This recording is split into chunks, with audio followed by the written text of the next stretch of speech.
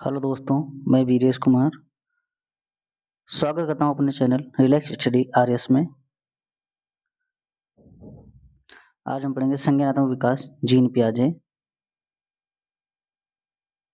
संज्ञानात्मक विकास gene पियाजे Switzerland के निवासी हैं, जो चिकित्सक मनोवैज्ञानिक हैं, जिन्होंने सिद्धांत दिया है संज्ञानात्मक विकास का। पियाजे इन्होंने अपने बच्चों पर प्रयोग किया नोट और उनकी अवस्थाओं में हुए परिवर्तन को खोजा। इस अवस्था का सिद्धांत भी कहते हैं, इसे अवस्था का सिद्धांत भी कहते हैं। संज्ञानात्मक विकास का सिद्धांत और इसकी 4 अवस्थाएं बताई इन्होंने। संज्ञानात्मक विकास के चरण। पहला चरण है संवेदी गामक अवस्था, जो जन्म से 2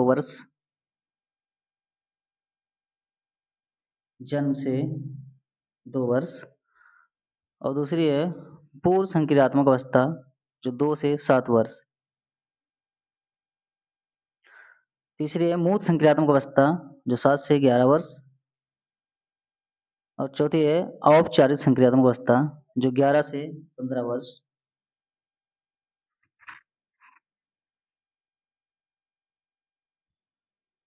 पहली है संवेदी गामक अवस्था 0 से 2 वर्ष, यानी कि जन्म से 2 वर्ष।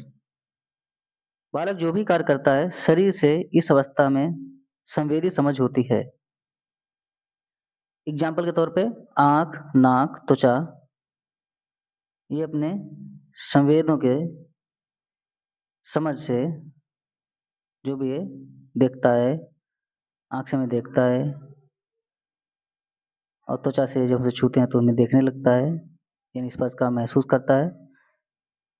ग्रामक क्रियाएं करता है, पकड़ना, खेलना, अगर हाथ में उंगली दोगे तो पकड़ लेगा, खेलने लगता है और लिखने का प्रयास करता है। लिखता है तो कैसा लिखता है? टेढ़ा मेढ़ा लिखता है, लिख नहीं पाता है। अगर किसी वस्तु को दोगे तो चूसने लगता है। दूसरी है पूर्व संक्रियात्मक अवस्था, जो 2 से 7 वर्ष है। इस अवस्था में बालक पड़ोसी बच्चों के साथ खेल खेलता है। बालक चित्रों का प्रयोग शब्दों व प्रतीकों का प्रयोग करता है। प्रतीकात्मक खेल खेलता है। सही अनुपात का अंतर नहीं कर पाता है। जैसे उसे बताया जाता है कि बेटा ये लोहा है जो 1 किलो का है, और उसे रुई पास में बताई जाती है, जैसे रुई है बहुत सारी, इसे कहते हैं, इसे रुई है, इसे बताया जाता है कि बेटा ये 1 किलो है, तो वो इसमें भेद नहीं कर पाता है और रुई को ज़्यादा बताता है। इस अवस्था में बालक सही प्रकार का चित्र नहीं बना पाता है। जब इसे बनाने दिया जाता है तो टेढ़ा-मेढ़ा बनाता है। सभी सजीवता के लक्षण देखने को मिलते हैं, जैसे कि उसके पास गुड़िया है और उसे अगर डाल दिया जाए या गिर जाए तो कहता है हमारी गुड़िया को चोट लग गई, गुड़िया को बुखार हो गया, ये सब बातें करता है बच्चा। तीसरा है मूर्त संक्रियात्मक अवस्था, जो 7 से 11 वर्ष इसकी अवधि है। तर्क पर आधारित रहता है, इसमें बच्चा तर्क करने लगता है धीरे-धीरे। चिंतन का समावेश, मूर्त चिंतन, सही अनुपात का अंतर, आकार, भार, क्रम आदि को समझने लगता है। जैसे बच्चों को बताया जाता है कि ग्लास है, इसमें इतना पानी है, और दूसरी ग्लास जो पतली है उसमें पानी होता है, तो इसमें अंतर कर लेता है बच्चा, बता देता है इसमें जो पानी है वो बराबर है। इतनी समझ उसके अंदर विकसित हो जाती है। आकार और भार का भी उसे अंतर समझ में आने लगता है। आरोही अवरोही समझने लगता है, जैसे आरोही और अवरोही दोनों समझने लगता है।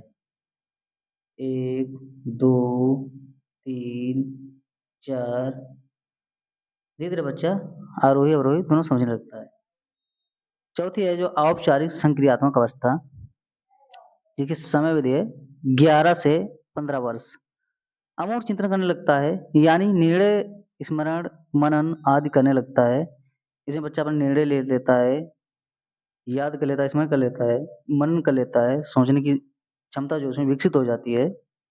अंकों का प्रयोग करता है, समस्या समाधान करने लगता है, कार्य कारण को समझता है, यानी कार्य में अंतर भी कर लेता है। इसमें एक जो ऑप्शन है वो है मूर्त संक्रियात्मक अवस्था, जो मोस्ट इम्पोर्टेंट है। परीक्षा में कई बार पूछा गया है। जनवरी 2025 में भी सीटेट में भी पूछा जाएगा जहाँ तक है, और पूछा जाता है हमेशा। एचटेट में भी पूछा जाएगा, यानी कि सभी टेट हैं उसमें ये बहुत ही इम्पोर्टेंट क्वेश्चन है, मूर्त संक्रियात्मक अवस्था। इसे मोस्ट इम्पोर्टेंट में लगा लीजिए, मोस्ट इम्पोर्टेंट में।